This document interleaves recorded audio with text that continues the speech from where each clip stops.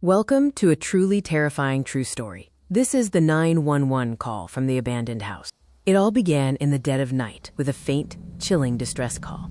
At 2:17 a.m., an emergency dispatcher received the first phone call. The line was weak, filled with static, and all that could be heard was a terrifying whisper, "Please, help me."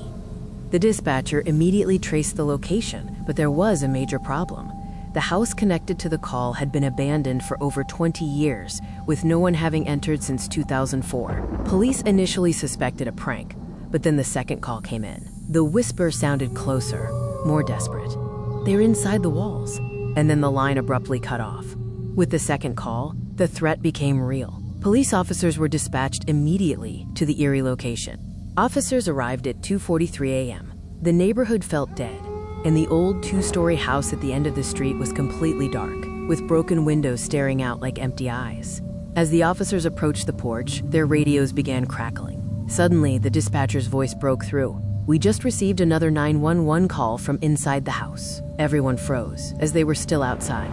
Despite the mounting terror, the officers proceeded, flashlights cutting through the oppressive darkness.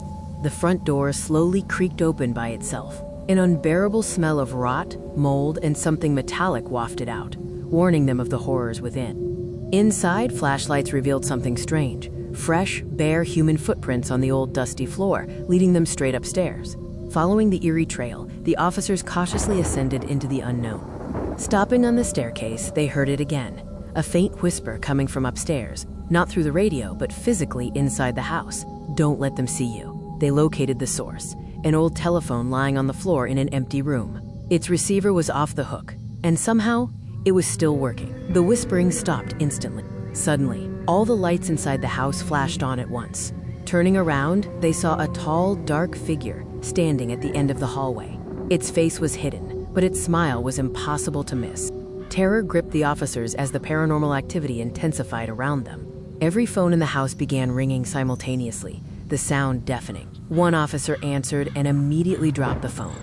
What he heard was his own voice screaming for help, recorded before he had even entered the house. Darkness returned as the hallway lights exploded. Running downstairs, the staircase seemed impossibly long. One flashlight revealed hundreds of handprints scratched deep into the wood from inside the walls. The final moments of the officers remain a mystery, etched in the history of the abandoned house.